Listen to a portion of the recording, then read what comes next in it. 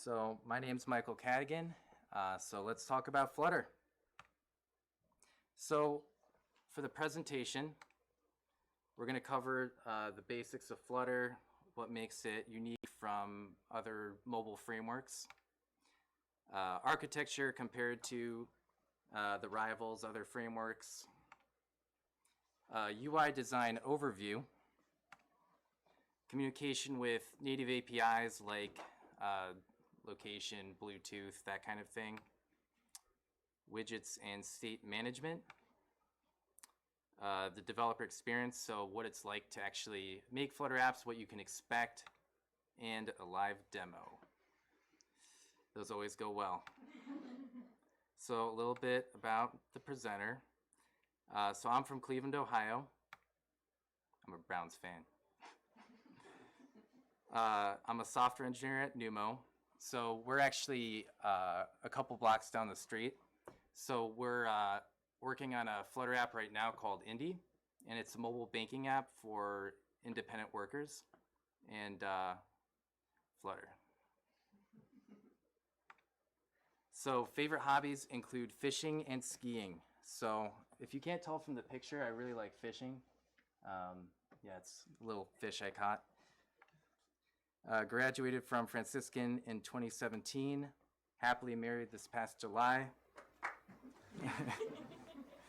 So I started off with Xamarin and native apps in Xcode, Android Studio, but they're like WebView containers. So, but then when Flutter came out in beta, we switched over from Xamarin to Flutter, and this was at my old company. And we were using Xamarin iOS and Xamarin Android. And yeah, so switch over to Flutter, never went back. So what is Flutter? It's a Dart-based cross-platform SDK created by Google, open source, and it has hot reload. So you React guys might know what this is, or web developers, but so hot reload is what it sounds like. You make some changes, you hot reload, and then you can see that apply in real time in your simulator running device. There's an easy learning curve, and the primary goal behind it, as Google stated, is quality, performance, and fast development. So taking a look at this chart here, we have a number of Stack Overflow questions tagged with many of the most popular frameworks for mobile development. And Flutter's been out in a while for alpha and beta. In 2018 is when Google released 1.0, and that's when it skyrocketed. So it's been like a year, and it's already, I guess you could say technically number 2. It's, or I would even go as far as to say it's, in the top 2 right now. So aside from mobile development, if we're talking cross-platform frameworks, but it's growing quick. So when it comes to the learning curve, it's bundled with essentially everything you need to make a mobile app. So instead of needing a lot of third-party libraries, you have a lot what you need there right off the bat. Google is, some would say, pretty well known for good documentation, and especially when it comes to Flutter, they provide really good documentation. And there's also Widget of the Week. So every week they, on the Google Developer YouTube channel, will release a video, and it's just a really great, usually 2 minutes long, and it focuses on one UI component, and it really just explains it and how it works. There's Udemy and Udacity courses available. And for those of you who aren't familiar with Dart, which is probably 99% of you in the room, it's very similar to Java and C++, so that also helps with the learning curve. And strong and weak types, so string is a string, an integer is an integer. So if you're especially new to programming, that it doesn't hurt. And building the UI and managing state. So like the way your data flows within the application is also easy to pick up. And a good example of this would be an old coworker of mine. He had never touched mobile development in his life, right? And so he came over to Flutter, and he was contributing to the project in like a week and building out like simple screens and building widgets and helping out. We were using just like set state at the time for the state management. And there's plenty of ones you could pick from, like Redux, but just built into Flutter, it was, straightforward. So in order to better understand Flutter and the way it works, we're going to take a look at some simple like runtime architecture for native apps, cross-platform apps, like generic cross-platform, and then Flutter. So first we've got native. So you've got your app code, and that will talk to basic native UI components. So we're talking about like, let's just say like a UI button in Xcode. And then that gets rendered on a canvas, and then you also are talking to your core services like location and Bluetooth. So in the example of something like React Native, you've got your app code, you've got a bridge. So in this case, it would be like a JavaScript bridge, and it compiles into native UI components. So I guess for lack of a better term, you could say if you want to build a button in JavaScript, you say I want a button, and then it will translate it to a UI component button, which is then rendered on the canvas.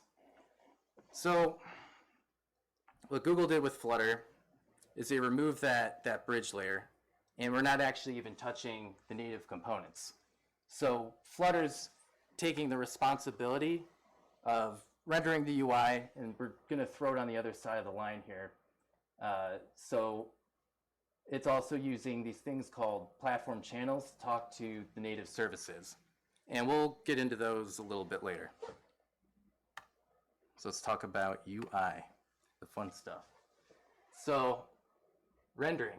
So like I mentioned, Flutter is handling the responsibility of all UI, but not just UI, also business logic.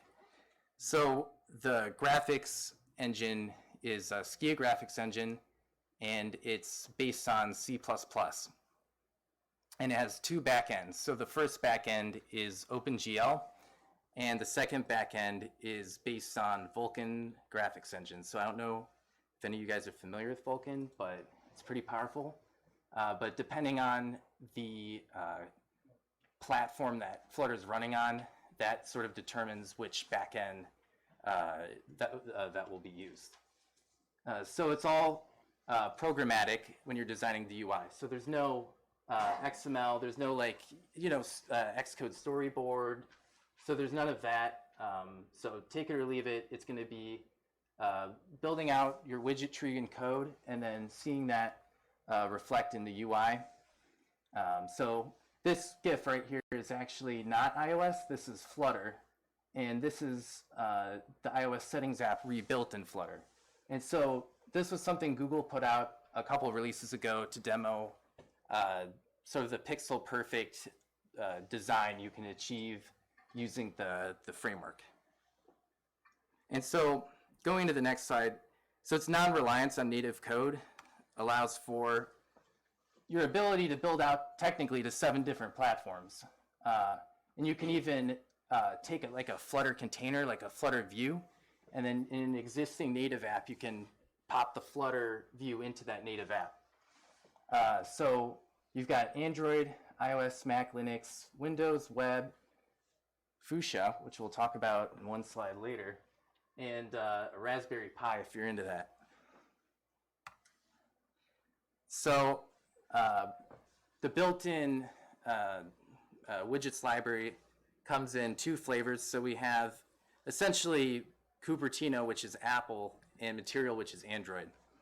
And so you can, if you want, design your app to be tailored to like a specific platform. Like if I want to get featured on the Apple App Store and I want it to look really Apple-y, I can make a Cupertino app or use a mix of both widgets. I can customize the widgets, and I can create my own if that look doesn't suit me. So looking at the amount of customization we can get into, so these are actual Flutter apps. And so these are open source. This is called Reflectly. I found it on the App Store. It's made in Flutter. And I thought these are just great, beautiful examples of user interface, what you can build with those widget sets, Cupertino, and material. So let's talk about animations. So there's a lot of different, more complex, less complex ways to animate things, all kinds of different things you can do. But I just wanted to run over something really simple. So once again, feel free to stop me if you need me to explain something, but here we go. So we're going to define a color. It's going to be a green color, size 100. We're going to define a widget that we're going to call myAnimatedBox. And that widget will be of type animated container. And all that does is it will just animate from one point to another point. So if there's a change, it's just going to animate the change between those two states. And so we're going to say duration 1 second. And then we're going to assign the color and the size. And so let's say when I hit this button here, it's going to call that function. And it's going to set the color to purple and the size to 200. And then the important thing to note here is that set state function. So when I hit that button, it's going to set those values. And set state is going to tell the widget or the screen to rebuild. So we could see that in action. There it is. So if we want to get more fancy, there's ways to do it just using the built-in elements in Flutter. But if we want something like crazy, like animated assets, it's like animated images or like a wireframe. There's this online tool called Flare that works hand in hand with Flutter. Google featured them at Google I/O when they were announcing Flutter 1.0. And so you can do all kinds of crazy stuff with this. So this is the website tool. So let's say we wanted to make a guy wireframe or like a guy asset.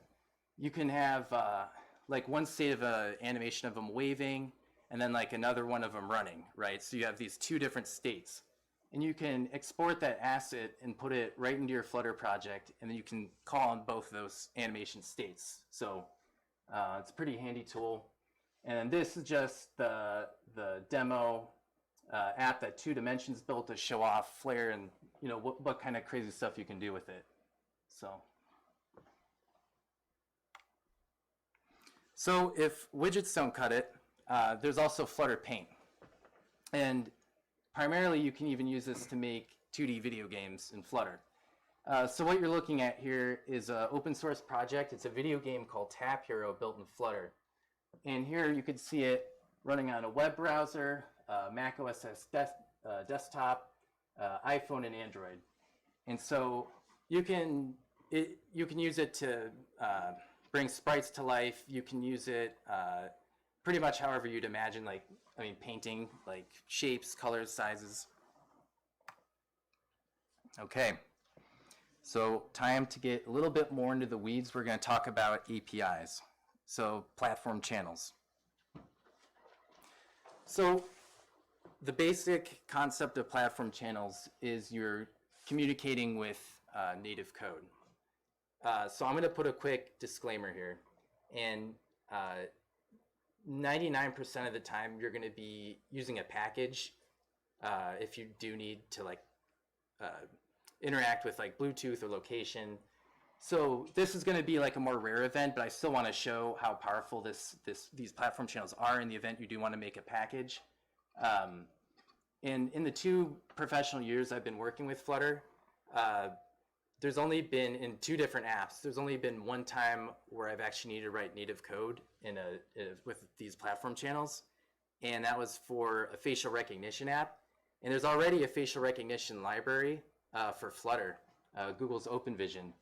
But we wanted to customize it even more. So, but this is great stuff, and this is what Flutter is all about. So the platform channels, you can still use like CocoaPods. I don't know if you iOS developers out there, your Gradle packages. So you can use anything you want native. You can write your native code. You can, if you use template plugin flag when you create a Flutter project, it'll create a special project tailored to be a package, right, a plugin. And then you can pick the native language you want to develop in. So you could, Java, Kotlin, Swift, Objective-C. And so here's a little snippet from the Flutter docs. And so this explains it pretty eloquently about the relationship between the two, with the native app being the host, communicating with the Flutter portion, and it's listening and exchanging data. As far as the data goes, these are the supported types, utilizing a method codec. So let's say I'm sending a map, right? So serialization and deserialization are automatically done, which is really nice. And there's a whole lot of information that we could be sending back and forth. Okay, so now if we put everything together, we're going to bring back Tap Hero, right? And we're going to see platform channels and Flutter Paint working together. So here's your Flutter Paint. Now he's going to connect his controller to Bluetooth. So pay attention right here. It's notified through a platform channel. So it connects, and there you go. There's a little notification there so the Java code has notified the Dart code that a controller was connected. So here's our method, is gamepad connected, or gamepad, sorry. And then here in Java, we're saying, is that source a gamepad, right? And then we're returning true or false. And so, I mean, just these little snippets of code, we're getting that information back up to Dart. So that's worst case scenario. So, accessibility. So, a lot of packages are built into Dart, also regarding accessibility. So we've got the international package supporting 42 different languages. You've got currency formats, date conversions, time conversions, units of measure. So then left to right and right to left, which is like English text, and the way Chinese text goes the other way. So it also automates support for when, so let's say on your iPhone, you go into settings and you open up accessibility, and you take that little slider and you drag the text up really large, right? So that's going to be reflected automatically in your app. But of course, you're going to have to, you're going to have to account for the larger text sizes and keep in mind accessibility as you develop your app. So I mentioned earlier, and here it is. So how many of you have heard of this? Okay, nice. So this is sort of more or less like under the wraps thing that Google's doing right now. There's some information out there on it, not too much, but from what we kind of know, there's rumors it will replace like Google's current like operating systems, like maybe Android or like smart devices. But the cool thing about it is that anything you develop for it, you're going to be using the Flutter SDK. And this actually supports the Vulkan backend for Flutter, meaning you're going to get 120 frames per second apps, which is nuts. And then, yeah, it's just future potential. It's just a cool little tidbit. So, app compilation. So we actually get the best of both worlds here, because Dart supports the just-in-time and ahead-of-time. So for those who don't know, just-in-time is going to be, not to get too technical, it's going to be faster app compilation. But then as the app's running, it's kind of compiling as it's going, and it's going to be running like a little bit slower. You won't get those super fast frame rates, but it allows for things like hot reload and increases the development cycle. And when you're in release mode, it's going to be like more of the standard. You wait a little bit longer, and it takes a longer time to compile. But at runtime, you're getting that smooth, buttery runtime. So there's also profile mode, and profile mode runs fast like release mode, so that way you can debug your app's performance, but tracing is enabled. So that means we can see how many milliseconds it took to render a frame. We could take a look at our memory usage. We could take a look at the widget tree. So there's a tool online called, a browser tool called Dart DevTools.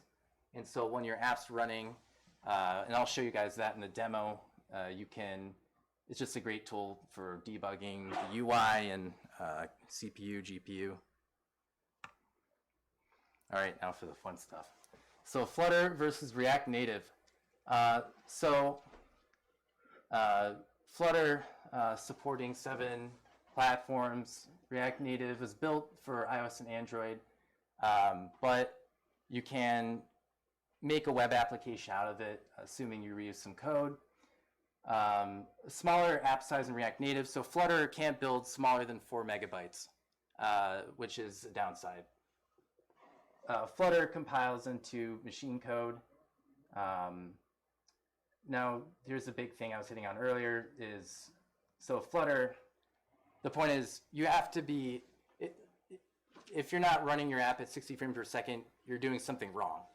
And 120 frames if your device is capable. And with React, because of the JavaScript bridge, because of single thread, it's going to be a little bit more difficult to maintain speeds like that. But you can achieve them using third-party packages or native code. There's no 3D touch support on Flutter. There's nothing like Apple TV support or like Android. So those really like niche things are just not there yet. Better documentation on Flutter, but a stronger community on React Native. React Native's been around for longer. It's built up more stability, I would say. It's stronger community, and there's definitely a lot more libraries out there for React Native. So there's also more IDE choices. Essentially, you just need a text editor and JavaScript, something that can run JavaScript. And with Flutter, it's got everything needed, as we discussed earlier, to start off and start making mobile apps. And then finally, you're looking at Dart versus JavaScript. So that, I mean, take that as you will, and some people might prefer one or the other, and that's what you're dealing with. So let's talk about the development experience. So speaking of IDE options, these are your options here, your main options, IntelliJ, Visual Studio Code, and Android Studio. So we're gonna cover widgets real quick. So starting with everything in Flutter, every UI component, you might have noticed I've been using those words interchangeably, is because the UI components are widgets. And the framework of the app is just a big tree starting off with the material app widget on the top, and then you're just sort of building out underneath that. And there's 2 main types of widgets, stateful and stateless. So starting with stateless, these are pretty straightforward. So stateless widgets are immutable. So there's no state to this button. This button's not going to change. I'm going to build it, and it's going to be the way it is, right? And you can see a little bit of a widget tree here.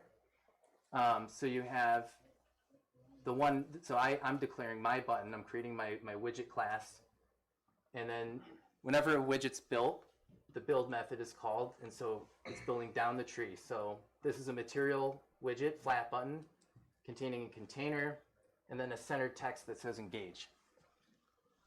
So nothing more to it. Now this is a stateful widget. And so we have our widget up here, and then we have our class here, which is the state. So in the build method, it builds a button and text. And so the text is reflecting this counter value, which is 0. And when I tap the button, it's calling this increment function.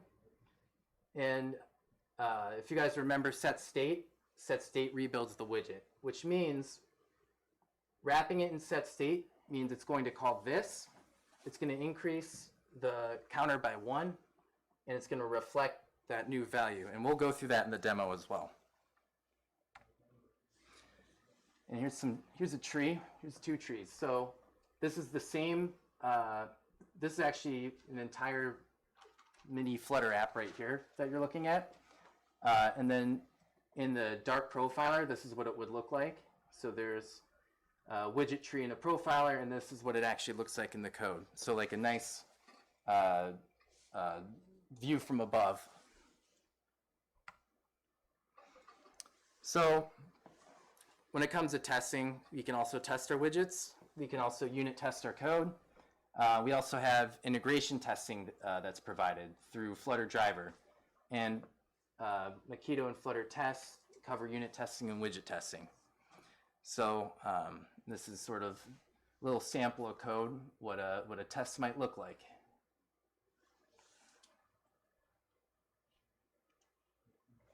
Okay, it's demo time. So let's jump into it. So what we're looking at is pretty much the example we were looking at earlier. So we have the same functionality where we hit the button and it's going to be rebuilding and increasing our number.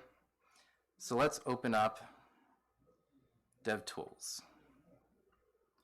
So I talked about it, but now we actually get to see it. How's that? Looks good. So the cool thing is, so I can go into widget select mode. I'll select my app. And simultaneously in the code in the simulator, it's going to highlight what I'm looking at here. So it's pretty easy to debug. So we'll jump down to our scaffold. And the scaffold is essentially, it's like the bread and butter of a view. And it provides app bars or bottom sheets or these floating action buttons in the, you can't see it here, but the drawer. So it's like almost like a view controller in iOS. So we'll jump down. We could keep exploring down. So there's our widget tree. Is the scaffold like a screen per screen, or is that like containing all the screens inside the scaffold? It would be, you could say it's a screen. It's a full screen widget. So the constraints, or it's going to take up the entire page, right? And usually you might find a scaffold as the first widget being built in the build method. And the reason we like to use scaffolds is because it comes with all these handy little features. So, you know, if I was working in like, I remember back in the day, like Xcode, and I go searching for CocoaPods for like a, you know, like a side drawer, and then I'd have to worry about like getting a gesture recognizer. So when I go like this, it's going to slide out the drawer. And here I can just define a drawer, and there it is. And there's your gesture recognizer. So scaffold gives you a lot of controls like that. Also like snack bars. Yeah. So let's cover, you just saw a little bit of hot reload there. We could play with a little bit more just to see it. So we'll add a few periods here. Hot reload it, less than a second. You'll see that reflected on the simulator. Cool. And so we could see if we comment out set state, we'll see how this is crucial. This is a crucial piece of the built-in state management for Flutter, because the value of counter is increasing, right? It's 5, but it's not reflecting that, obviously, because our widget has not been rebuilt. Yep.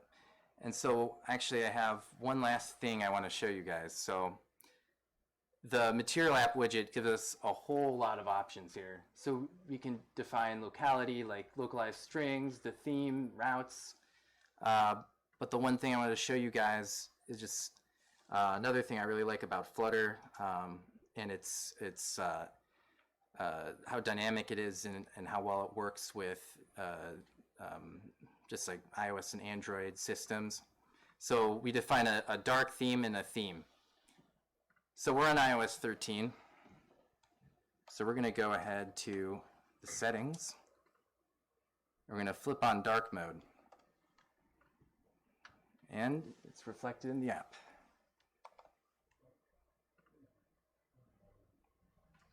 So we'll go back. And there we have it. Yeah, so that's all I got for you guys today. Just a nice simple overview of Flutter, just getting our toes a little wet.